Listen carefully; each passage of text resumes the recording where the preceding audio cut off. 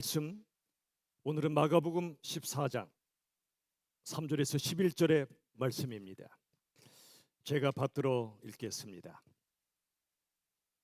예수께서 베다니 나병 환자 시몬의 집에서 식사하실 때에 한 여자가 매우 값진 향유 곧 순전한 나드 한 옥합을 가지고 와서 그 옥합을 깨뜨려 예수의 머리에 부으니 어떤 사람들이 화를 내어 서로 말하되 어찌하여 이 향유를 허비하는가? 이 향유를 300데나리온 이상에 팔아 가난한 자들에게 줄 수 있었겠도다 하며 그 여자를 책망하는지라. 예수께서 이르시되 가만두라. 너희가 어찌하여 그를 괴롭게 하느냐? 그가 내게 좋은 일을 하였느니라. 가난한 자들은 항상 너희와 함께 있으니 아무 때라도 원하는 대로 도울 수 있거니와 나는 너희와 항상 함께 있지 아니하리라. 그런 힘을 다하여 내 몸에 향유를 부어 내 장례를 미리 준비하였느니라. 내가 진실로 너희에게 이르노니 온 천하에 어디서든지 복음이 전파되는 곳에는 이 여자가 행한 일도 말하여 그를 기억하리라 하시니라. 열둘 중에 하나인 가룟 유다가 예수를 넘겨주려고 대제사장들에게 가매 그들이 듣고 기뻐하여 돈을 주기로 약속하니 유다가 예수를 어떻게 넘겨줄까 하고 그 기회를 찾더라. 아멘. 오늘 말씀의 제목을 우리 저와 함께 선포합시다. 사랑한다면 이 여인처럼. 요즘 우리 귀에 계속 들려오는 말들이 있지요. 그 뜻이 뭔지 때로 우리가 잘 모를 때도 있습니다. 메타버스, 인공지능 AI, 요즘은 챗 GTP라고 많은 사람들이 찾고 있습니다. 챗 GTP는 어떤 질문을 던지면 그 멋진 답을 좌르르 우리에게 펼쳐주는 새로운 기술입니다. 요즘 세상을 보면 인간은 점점 더 기계처럼 되어갑니다. 반대로 기계는 점점 더 인간처럼 되어갑니다. 참 희한한 시대에 삽니다. 그러한 시대에 엄청난 기술 발전의 시대에 우린 과연 이전보다 행복한가요? 작년 2022년 UN 세계 행복 보고서를 보면 한국인의 평균 행복 지수는 10점 만점에 몇 점이나 될 것 같습니까? 5.9점입니다. 6점이 채 안 됩니다. 세계 10위권 경제 대국이 되었는데 행복 순위는 59위에 그치고 있습니다. 그래서 우리나라를 가리켜 불행한 선진국이라고 말합니다. 몸은 편안해졌을지 모르지만 마음의 평안은 사라진 우리나라입니다. 당신 정말 행복해? 물으면 당연하지, 너무나 행복하지, 이렇게 분명히 말하는 사람들이 별로 없다는 겁니다. 왜 그럴까요? 왜 아이들부터 어르신까지 한국민들이 별로 행복하지 않을까요? 여러 가지 이유가 있겠지만 그 중에 하나는 무한 경쟁 사회이기 때문이 아닐까 싶습니다. 무한 경쟁 사회는 모든 걸 순위를 매깁니다. 학교도 1류, 2류, 3류. 서울에 있는 대학은 서울대, 서울에서 약간 떨어진 데는 서울약대, 서울에서 상당히 떨어진 데는 서울 상대. 이런 말들이 오래전부터 있었지만 지금도 순위를 매기는 시대입니다. 회사도 1류 기업, 2류 기업으로 따집니다. 아파트도 1류, 2류, 3류로 따집니다. 심지어 교회마저도 순위를 매깁니다. 여러 해 전에 참으로 재난이 일어나서 우리가 헌금을 합니다. 그런데 어떤 교단의 신문을 우연히 봤는데 큰 교회가 당연히 많은 헌금을 했겠죠. 헌금을 많이 한 교회 순서로 그 교회 담임 목사 얼굴을 좌르르 순위를 매겨서 대문짝만하게 실었더라고요. 가슴이 서늘해졌습니다. 세상은 그렇다 치고 교회마저도 크기 위주로 순위를 매기는가? 있을 수 없다고 생각했습니다. 이런 말 많이 들으시죠? 최고가 되라. 최고가 되기 위해 최선을 다하라. 2등은 아무도 기억하지 않는다. 여러분 생각해 보세요.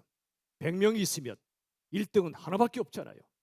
모두가 1등이 될 수 없잖아요. 그런데 최고가 되라. 최선을 다하라 몰아붙이니까 이 세상이 점점 더 삭막해집니다.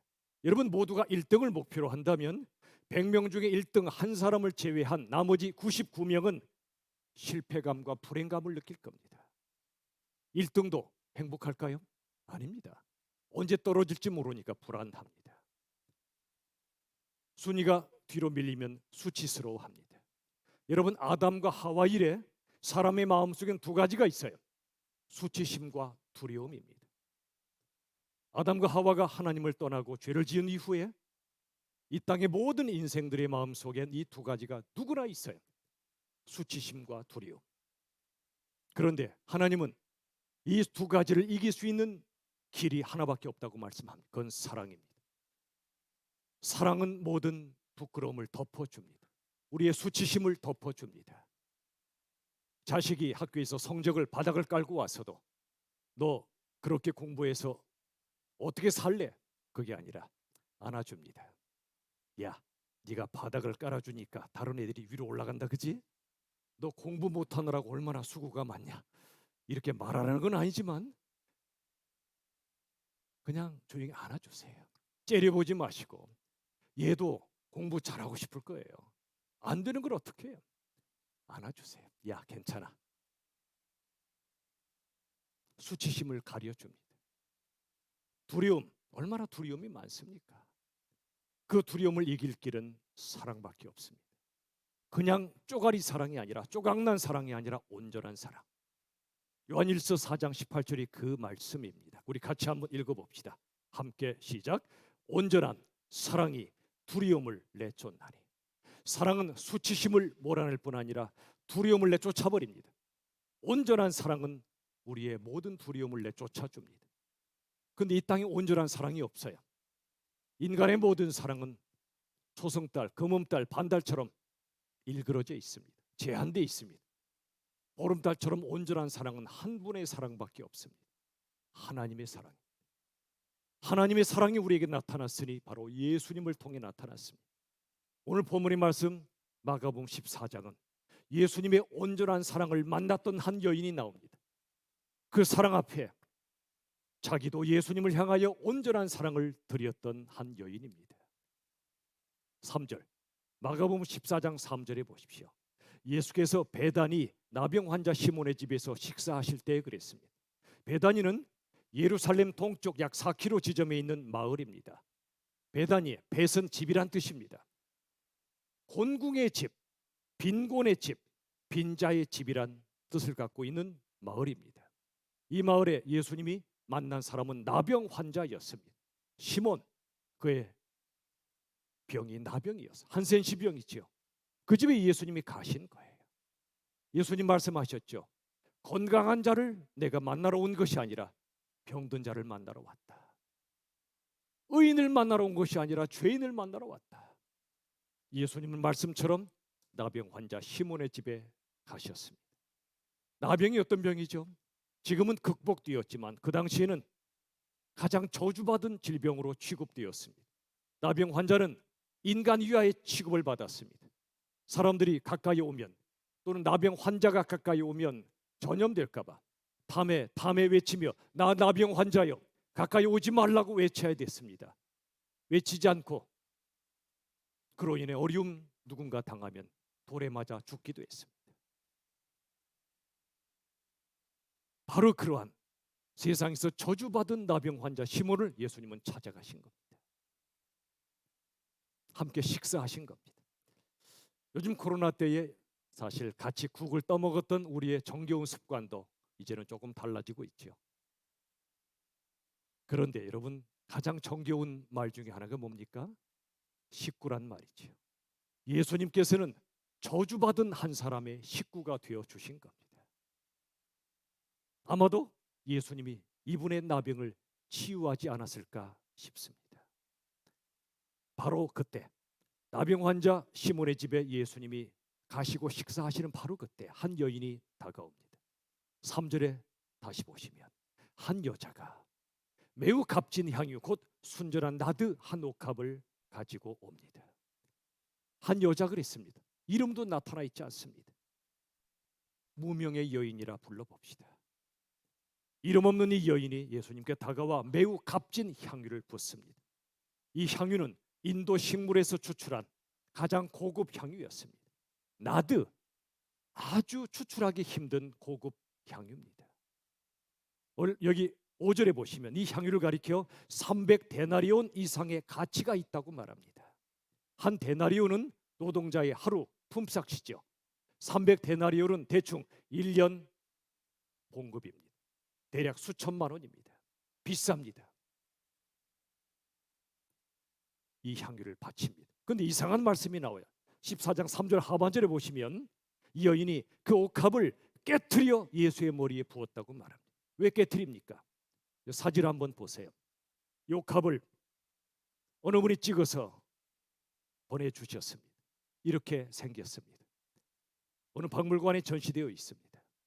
옥합은 향유를 잘 따를 수 있도록 만들어진 용기잖아요. 근데 왜 깨트려요? 부자연스럽습니다. 과장된 행동처럼 보입니다. 왜 이 여인이 옥합을 깨트려 부었을까요? 이 속엔 뜻이 담겨져 있습니다. 여인은 깨어진 옥합처럼 깨어진 자신을 바친 겁니다. 시편 34편이나 51편은 말씀하죠. 하나님은 깨지고 상한 심령을 가까이 하십니다. 여러분도 이 시간 깨지고 상한 심령으로 오신 분들이 대부분일 겁니다. 저도 그렇습니다. 저 자신을 보나 여러분들을 제가 뵈나 깨지지 않은 사람 없고 상하지 않은 사람 없습니다. 그래서 이 예배가 소중합니다. 꺼져가는 심지도 끄지 않으십니다. 상한 갈대도 꺾지 않으십니다. 깨진 질그릇도 버리지 않으시는 하나님께서 우리를 찾으시고 우리가 깨진 나를 그대로 드릴 때 하나님이 기뻐하십니다. 여러분, 이 여인은 옥합을 깨트려 주님께 부었는데 옥합은 실은 이 여인 자신입니다. 내가 깨져야 성령 하나님이 내 안에 들어오십니다. 이 땅에 많은 사람들이 멋진 도자기를 자랑합니다. 실제 도자기도 자랑하지만 내가 도자기입니다. 학교에서 공부하고 좋은 데 취직하고 시집가고 장가가고 멋진 집을 장만하고 내 도자기에 칠을 하고 멋지게 만듭니다. 그리고 자랑합니다.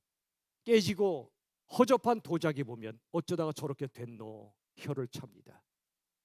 그런데 그래봤자 도자기는 도자기입니다. 질그릇입니다. 깨집니다. 겉은 윤기가 나고 멋있어 보여도 그 속은 도자기 속은 어둠이에요. 언제 근데 빛이 들어오죠? 도자기가 깨질 때입니다. 이 여인은 자신을 포장하지 않습니다. 자신을 화장하지 않습니다. 있는 그대로 깨진 그대로 주 앞에 나왔고요. 깨진 자신을 주께 드린 겁니다.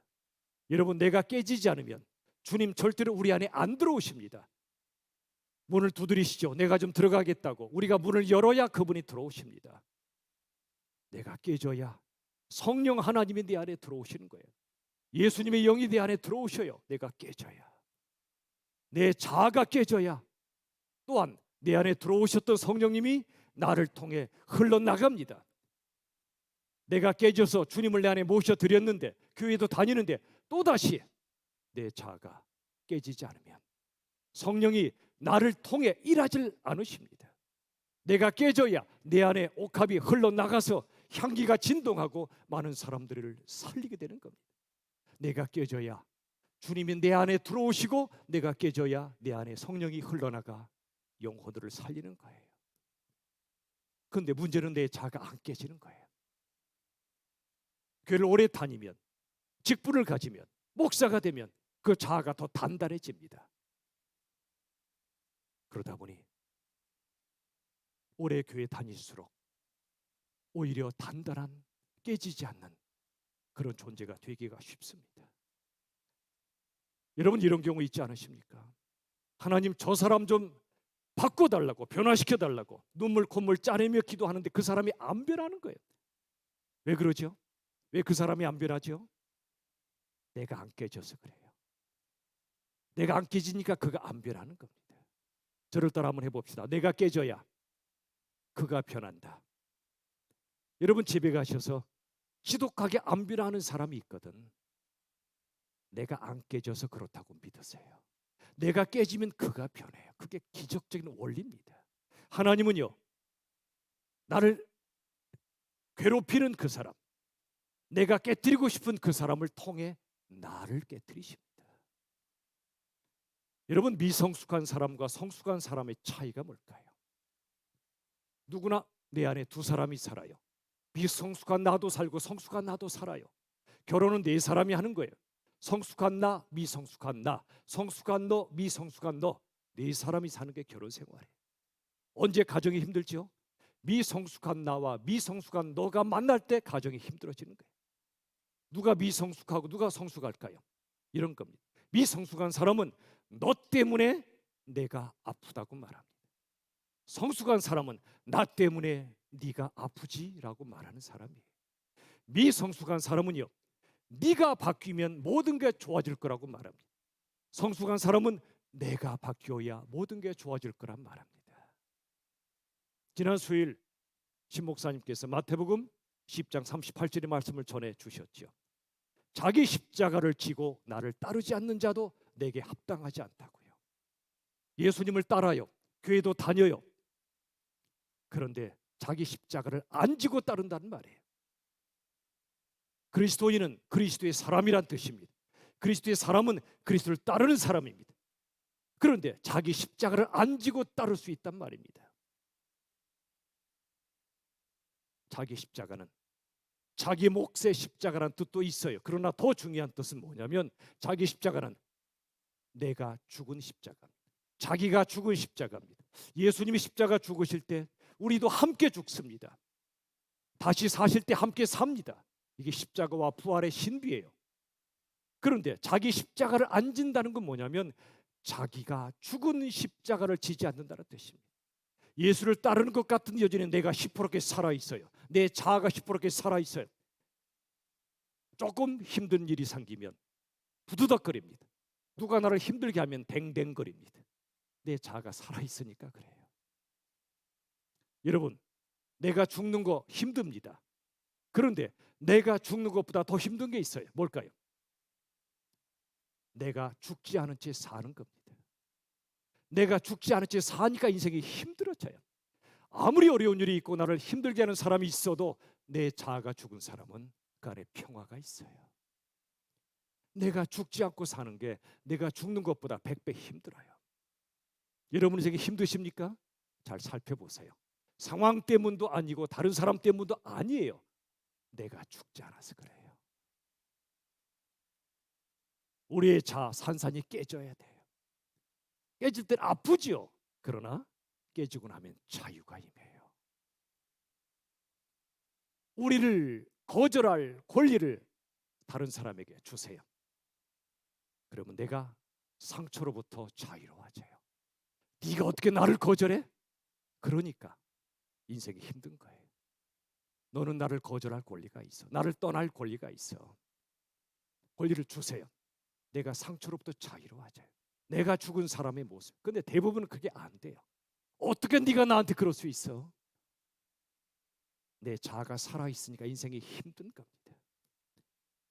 여러분, 질그릇 같은 내 자아가 깨지면은요, 성령이 네 안에서 마음껏 일하세요. 성령이 흘러넘치게 되면 내 안에 자유와 기쁨이 넘쳐 흐르게 돼요.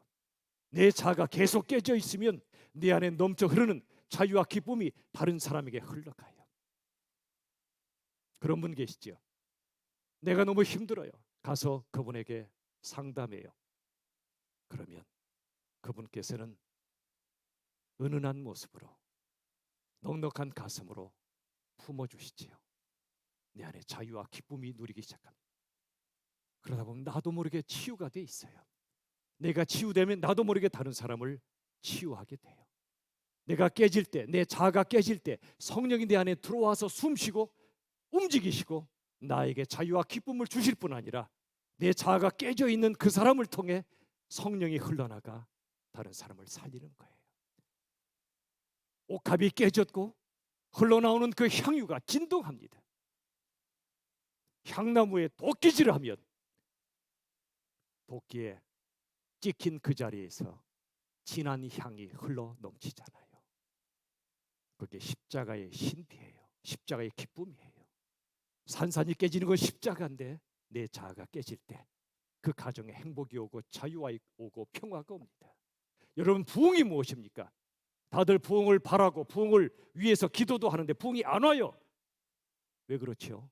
내가 깨지지 않았기 때문에 부흥은 안 와요. 그런데 내가 깨지면, 예수님이 죽으실 때 나도 함께 죽었음을 믿으면, 내 옥합이 깨지면 성령이 내 안에 마음껏 들어오시고 내게 자유와 기쁨을 주실 뿐 아니라 깨진 나를 통해 다른 사람에게 그 자유와 기쁨이 흘러갑니다. 그때 부흥이 임하는 겁니다. 내 안에 다른 사람에게, 우리 교회의 가정마다, 이 땅에 부흥이 임하는 거예요.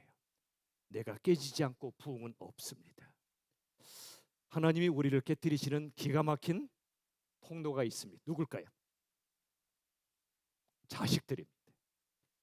저나 여러분이나 자식을 키우면서 깨지잖아요.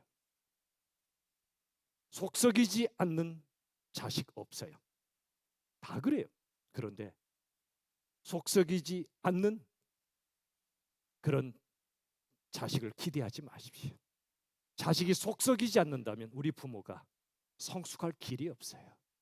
자식이 속썩일 때, 내 마음대로 안 할 때 비로소 내려놓음의 훈련을 시작합니다. 자식들 부모 원하는 대로 안 해요. 억지로 시킨다고 안 해요. 그런데 바로 그 순간 나와 내 생각을 내려놓으면, 자식들을 주님 앞에 내려놓으면 주님께서 우리 자식들을 만지기 시작하십니다. 빚어가십니다. 이끌어가십니다. 내 자식의 주인이 부모가 아니라 예수님이시기 때문에 그렇습니다. 그냥 방목하란 뜻 아니에요. 그냥 내버려 두란 뜻이 아니에요. 이 아이들과 함께 말씀을 묵상하고 서로 나누십시오. 세수 메시지를 저도 자녀와 함께 나누어요. 여러분도 나누십시오. 함께 진리를 향해 나아가십시오. 그리고 자식 위해 끊임없이 기도하십시오. 말씀과 기도 외에는 길이 없어요. 그러나 내가 이끌려고 하면 안 돼요. 말씀이 이끌게 하시고 내가 기도할 때 하나님이 일하게 하십시오. 그때 하나님께서 우리 자식을 멋지게 빚어가시고 이끌어가시는 겁니다. 속썩이거든 내려놓음의 기회가 왔다고 감사하십시오. 이 여인은 알았어요. 자신의 인생의 주인이 예수님이심을 알았어요. 그래서 옥합을 깨트렸어요. 내 자아를 깨트린 채 주님께 다 드렸어요. 14장 3절 하반절에 보시면 옥합을 깨트려 예수의 머리에 부었습니다. 머리는 통치권을 말합니다. 왕을 상징합니다. 예수의 머리에 부었다는 건 예수님의 왕이심을 고백하는 겁니다. 왕의 머리에 부은 겁니다. 왕으로 여기며 내 향유를 부어드린 겁니다. 그런데 14장 8절에 보시면 이렇게 말씀하십니다. 그 여인은 힘을 다하여 내 몸에 향유를 부었다고 말씀하십니다. 내 장례를, 십자가 죽으심을 미리 준비했다 말씀하십니다. 힘을 다하여 부었다는 뜻이 뭘까요? 그건 사랑이었습니다. 누가복음 10장 27절에 보십시오. 같이 우리 읽읍시다. 다 함께요. 내 마음을 다하며 힘을 다하며 주 너희 하나님을 사랑하고. 마음을 다하고 힘을 다하는 그걸 주님은 사랑이라고 말합니다. 여인이 그런 거예요. 마음을 다하고 힘을 다해 주님을 사랑하기에 옥합을 깨뜨려 부어 드린 겁니다. 이 여인은 힘을 다해 내 몸에 향유를 부어 나를 사랑했다고 말씀하십니다. 이 장면은 예배입니다. 경배입니다. 찬양입니다. 하나님이신 예수님을 힘을 다해 사랑했고 힘을 다해 예배한 바로 장면입니다. 예배는 깨어진 옥합처럼 깨어진 나를 주님께 드리는 거예요. 이 자리에 깨진 분이 오셨다면 우리 주님이 기뻐하십니다. 두 팔 벌리고 환영하십니다. 환대하십니다. 여러분을 영접하십니다. 잘 오셨다고. 여러분, 이 여인은 예수님이 누구신지 알고 예배드렸어요. 예수님이 누구신지 모르고 예배드리면 그건 예배가 아니에요. 종교의식에 불과해요. 참된 예배는 예수님이 누구신지 정확히 알고 드리는 겁니다. 예수님 누구십니까? 저와 여러분 예수님 알고 예배 드리고 있습니까? 예수님 어떤 분이죠? 하나님이신 그분이 이 땅에 오셨습니다. 우리가 그분께 못 가니까 이 땅에 오신 거예요. 사랑이죠. 인간의 몸을 입고 오셨습니다. 사람이 되셨습니다. 사랑은 상대방이 되는 겁니다. 사랑은 상대방의 세상 속으로 들어가는 겁니다. 자식이 아프면 그 자식의 아픔 속으로 들어가는 게 사랑이죠. 인간의 세상으로 들어오신 것이 바로 사랑이었습니다. 우리의 죽으셨습니다. 우리가 죄를 이기지 못하니까 우리의 죄값을 끌어안고 대신 죽으신 그 사랑, 그 사랑을 알면, 사랑의 주님을 알면 그분을 예배하지 않고는 견딜 수 없게 되는 겁니다. 이 여인이 그랬습니다. 예수님이 누구신지 알고 그분의 가치가 어떠한지를 알고 예배한 것입니다. 예배를 영어로 워십이라고 말합니다. 워십은 워스십에서 왔습니다. 워스는 가치란 말입니다. 가치, 월스. 그러므로 워십, 예배하는 것은 워스십, 주님의 가치를 알고 주님께 드린다는 뜻입니다. 이 여인은 예수님을 최고의 가치로 여긴 것입니다. 그래서 자신의 모든 것을 쏟아 부은 겁니다. 요즘 청년들이 지혜롭습니다. 가성비를 잘 따집니다. 가성비가 뭐죠? 투자 대비 효율을 따지는 겁니다. 가치가 없는 곳에 투자하지 않습니다. 시간도 물질도 지혜로운 겁니다. 그런데 예수님을 최고의 가치로 여기고 있는가? 또 다른 문제입니다.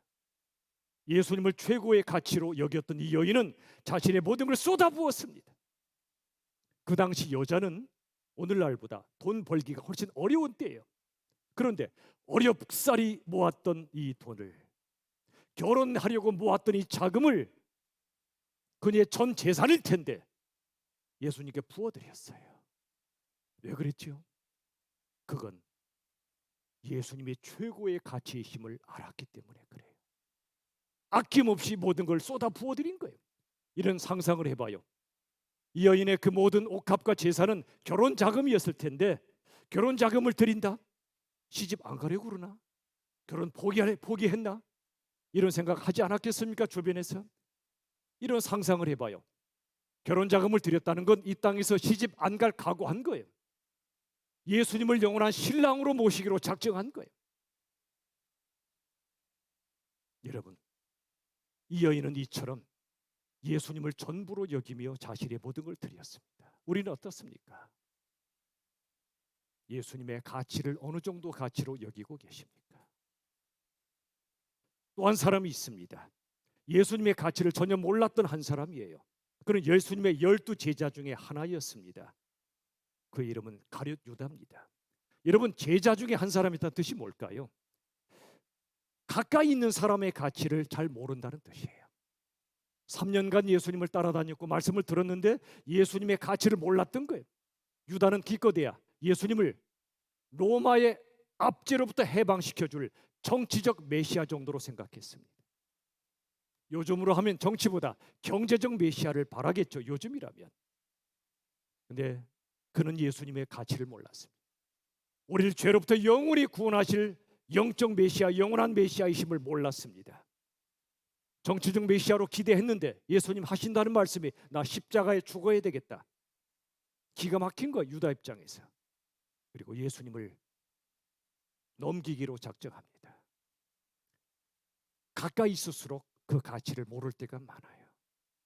여러분 어떻습니까? 그 사람을 떠나보냈거나 그 사람이 떠난 후에야 그 사람의 가치를 알 때가 있잖아요. 유다가 그랬어요. 마가복음 14장 10절 11절 보시면 유다가 예수를 넘겨주려고 대제사장들에게 갑니다. 예수를 넘겨주려고. 기가 막힌 겁니다. 뭘 위해서요? 돈을 위해서입니다. 그들이 듣고 기뻐하며 돈을 주기로 약속합니다. 예수님과 돈을 맞바꾼 거예요. 돈을 얻기 위해 예수님을 팔아먹은 거예요. 오늘날에도 이런 분들이 얼마나 많은지 몰라요. 누가 내게 경제적 이득을 안겨준다면 예수님 팔아먹을 준비가 돼 있는 거예요. 교회 안 다녀요. 내게 좋은 대학을 주겠다면, 좋은 대학에 들어가게 해준다면 예배 안 드려요. 내 자식을 향해서도 예수의 가치보다 대학의 가치를 더 높이 여기는 시대가 됐어요. 회사에 들어가서도 사업을 하면서도 돈을 벌 수만 있다면 교회 안 다녀, 예배 안 드려. 예수의 가치가 고작 그 정도예요. 이건 유다의 영이 우리 안에 있는 겁니다.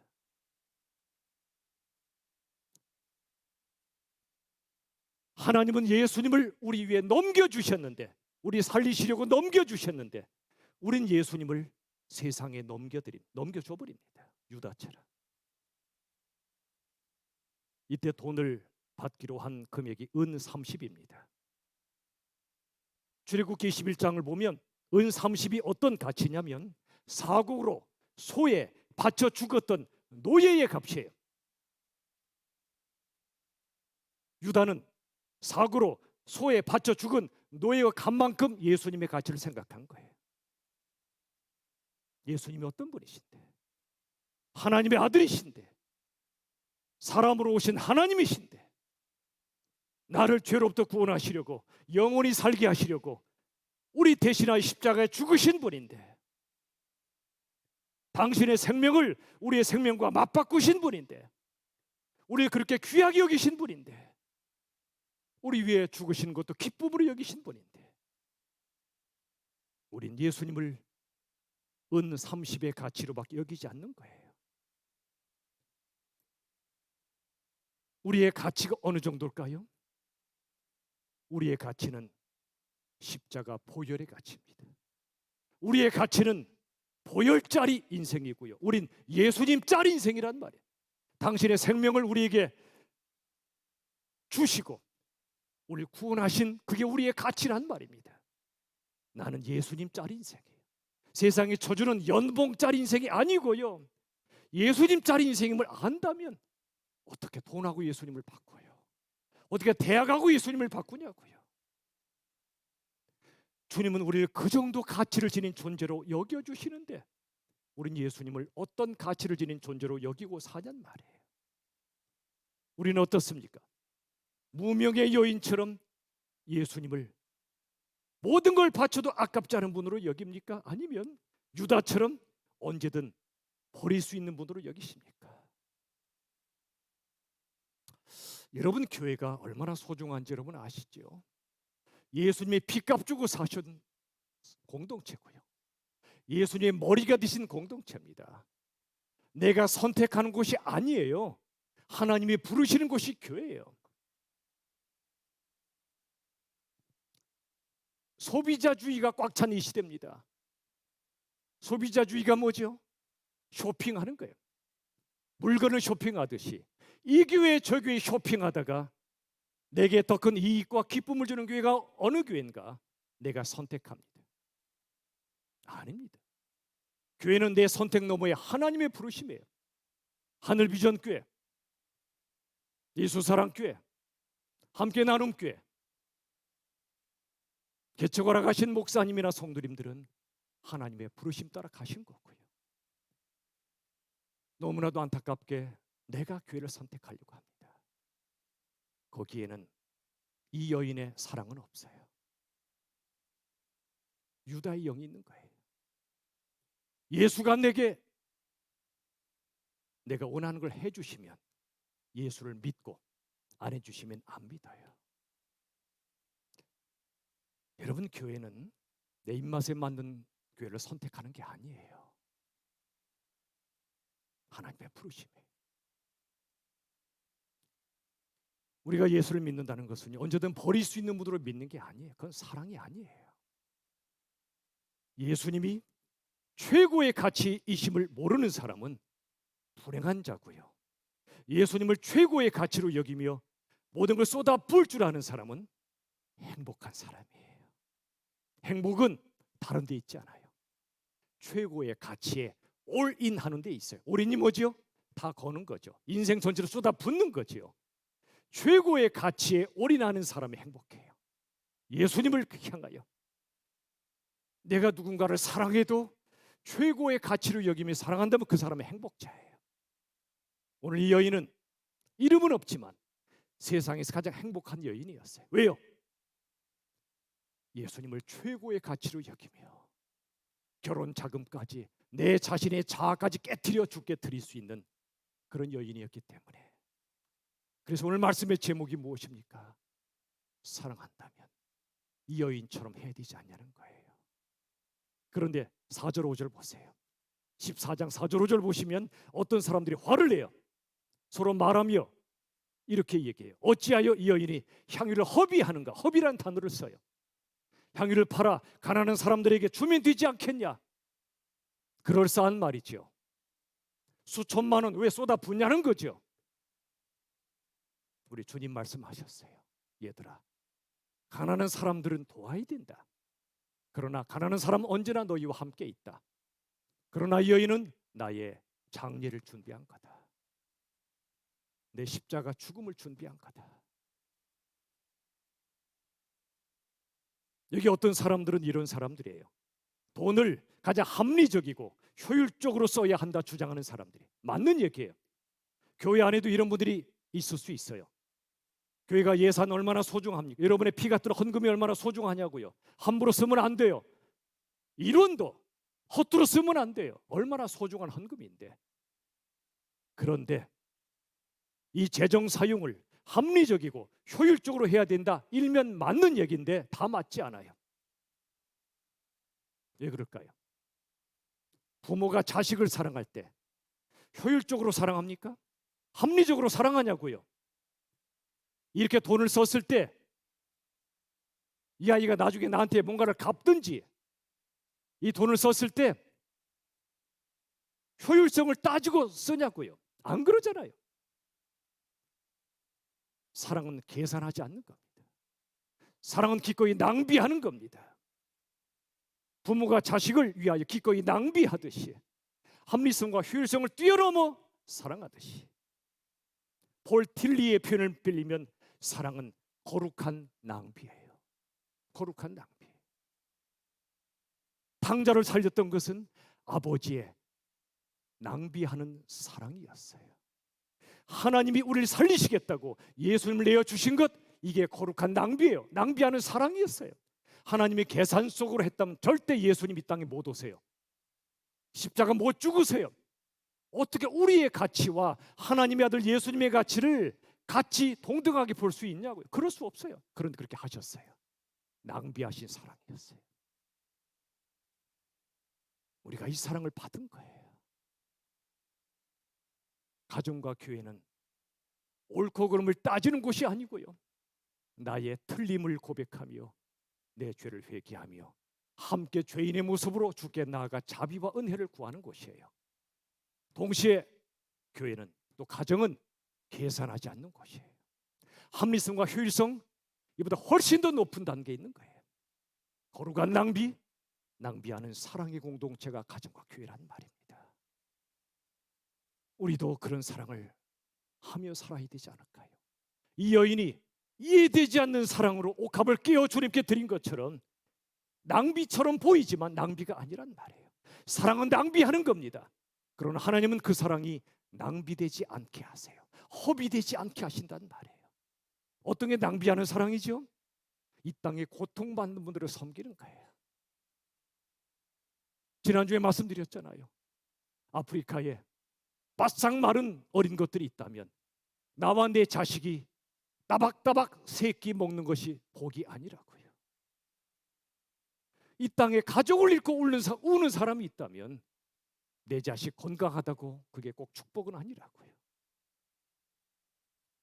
이 땅에 고통받는 이를 내가 섬기고 죽어가는 영혼을 내가 전도하기 위하여 기꺼이 지갑을 열고 우리 다음 세대를 살리기 위해 기꺼이 드리고 지금 4월 5월을 맞이해서 우리 교회 여러 부서들이 다양한 시간들을 가져요. 지금 이 시간도 청소년부가 야외에서 나무 아래에서 귀한 시간 갖고요. 오후에는 청년부가 일자산으로 달려가서 귀한 시간을 가질 거예요. 세순 공동체도 또 앞으로 초등부, 유아유치부도 5월 달에 귀한 시간 가질 거예요. 여러분이 시커먼 물, 이름하여 커피 2잔만 해도 10,000원이 넘어요. 요즘 얼마나 그 쓴 물이 비싼지 모르겠어요. 그런데 좀 절제하시고 이 아이들이 커야 되잖아요. 가서 섬기세요. 그게 낭비하는 사랑이에요. 한 영혼이 주님을 아직도 만나고 있지 못하다면 그에게 주님을 전하기 위해서 지갑을 열었어요. 그게 낭비하는 사랑이에요. 교회를 세우기 위해 여러분들이 작년 한 해 동안 함께 나눔께 분립개척되도록 얼마나 많은 헌신을 하셨습니까? 그게 거룩한 낭비예요. 정말 잘하셨어요. 선교하기 위해, 땅끝까지 복음을 전하기 위해 섬기는 분들이 여러분 많이 계시잖아요. 그게 거룩한 낭비예요. 그게 제대로 사는 겁니다. 제대로 쓰시는 겁니다. 오해하지 마세요. 여러분의 통장을 깨서 교회에다 갖다 바치라는 얘기 안 해요. 전 재산 드리라는 뜻도 아니에요. 작은 물질이라도 오병이어처럼 소박한 걸 드려도 주님은 받으셔서 엄청나게 일하신다는 거예요. 우리 한 끼 식사가 어떤 나라 가면 일주일 식량이 되기도 해요. 내게 엄청난 재능이 있어야 되는 거 아니에요. 작은 재능이라도 기꺼이 드리기만 한다면, 주님을 사랑하기 때문에 드릴 수 있다면 주님은 그걸 통해, 작은 물질과 재능을 통해 엄청난 일을 이루어 가심을 믿으시길 바랍니다. 사랑은 낭비하는 거예요. 그러나 하나님은 그 사랑이 허비되지 않게 하세요. 주께 드리는 어떤 것도 땅에 떨어지지 않고 풍성한 열매를 맺게 하실 줄로 믿으시길 바랍니다. 이제 한 말씀 읽고 마치겠습니다. 고린도전서 15장 58절. 부활장이 이 장인데 죽지만 죽음이 끝이 아니라 부활이 있다 말씀하시면서 주신 말씀이죠. 같이 우리 선포합시다. 시작. 항상 주의 일에 더욱 힘쓰는 자들이 되라. 이는 너희 수고가 주 안에서 헛되지 않은 줄 알미라. 아멘. 항상입니다. 어떤 상황이라도 주의 일이 뭐죠? 사람 살리는 일이에요. 복음 전하는 일이에요. 다음 세대 키우는 일이에요. 곳곳마다 하나님의 나라 펼쳐지는 일이에요. 거기에 힘쓰는 자들이 되라. 너희의 수고가, 헌신이 절대로 헛되지 않다. 주 안에서. 이 여인은 그걸 알았던 거예요. 그래서 남김없이 아낌없이 주께 드렸고, 주님은 그 여인의 헌신을 기뻐 받으셨고, 우리에게도 지금도 말씀하십니다. 오고 오는 모든 시대에 이 여인의 한 일을 기억하게 하라. 복음이 전해지는 곳마다. 이 시간 기도하겠습니다. 우리 모두 눈을 감고 기도합시다. 예수님은 우리 위하여 당신의 모든 것을 내어주실 정도로 우리를 가치 있게 여겨주셨는데, 우린 예수님을 얼마나 가치 있는 분으로 여기며 살고 있나요? 이 시간 예배할 때 예수님을 얼마나 가치 있는 분으로 여기며 예배하고 있나요? 내 옥합, 내 자아, 내 소유를 깨트려 예수님을 사랑하고 영혼들을 섬기고 있는지, 제가 합심하여 기도할 때 주여 예수님을 내 인생 최고의 가치로 여기며 내 모든 걸 쏟아붓는 거룩한 낭비의 삶을 살게 해달라고 우리 시간 합심하여 다 같이 통성으로 기도합시다. 살아계신 아버지 하나님, 우리는 예수님을 고작 대학만도 못하게 여길 때가 많습니다. 고작 돈만도 못하게 여길 때가 많습니다.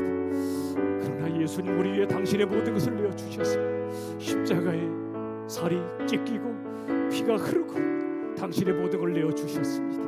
이제 우리들은 예수님을 향하여 무엇을 드리길, 아버지여, 한 여인처럼, 이름 없는 한 여인처럼 우리의 옥합, 우리의 자아, 우리의 소유 깨트리게 하시고 주를 위하여 아낌없이 남김없이 드리게 하여 주시옵소서. 아버지 하나님, 그 일을 베풀어 주시고 우리에게 주신 모든 것을 아낌없이 드려 나누는 저희들 되게 하여 주시옵소서. 아버지 하나님, 거룩한 낭비의 삶을 살게 하시고 하나님 앞에 드려지는 저희들의 삶이 되기를 원합니다. 오 주님, 인도하여 주시옵소서. 아버지 인도하여 주시옵소서. 이 시간 찬양드립니다. 내게 있는 향유 옥합 주께 가져와. 내게 있는 향유 옥합 주께 가져와. 그 발 위에 입 맞추고 깨트립니다. 그 발 위에 우리가 이 무명의 여인이 됩시다. 사랑한다면 여인처럼 사랑합시다. 깨트려 주님을 사랑해. 나를 위해 험한 산길, 나를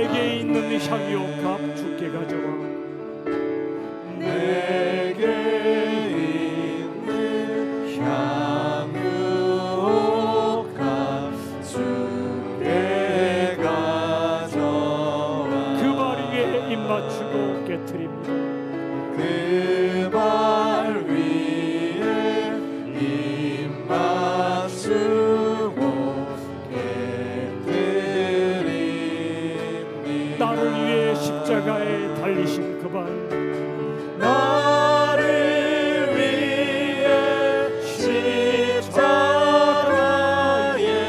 달리신 그 발, 흘린 피로 나의 죄를 대속하. 3절 주님 다시 이 땅 위에 임하실 때, 주님 다시 이 땅 위에 임하실 때 주의 크신 사랑으로 날 받아주소서. 주의 크신 사랑으로 날 받아주소서.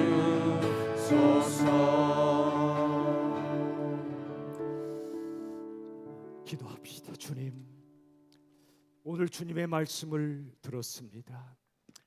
이름 없었던 한 여인의 그 사랑을 저희들은 들었습니다. 자신의 옥합을 깨고, 자신의 자아를 깨고, 자신의 소유를 깨서 주님이 내 인생의 최고의 가치이심을 고백하며 인정하며 주께 최고의 예배를 드렸던 이 여인처럼 우리도 사랑하게 하여 주시옵소서. 유다처럼 그렇게 예수님을 생각하지 않게 하시고, 이 여인처럼 내 인생의 전부로 여기며 우리도 사랑한다면 이 여인처럼 사랑하게 하여 주시옵소서. 예수님의 이름으로 간절히 기도하옵나이다. 아멘. 여러분, 교회는 무엇을 쌓는 공동체가 아닙니다. 돈을 쌓고 소유를 쌓고 부를 쌓는 교회가 아닙니다. 교회는 가난해져야 됩니다. 퍼내고 퍼내서 남아있는 게 없어야 됩니다. 그래서 교회는 거룩한 낭비의 공동체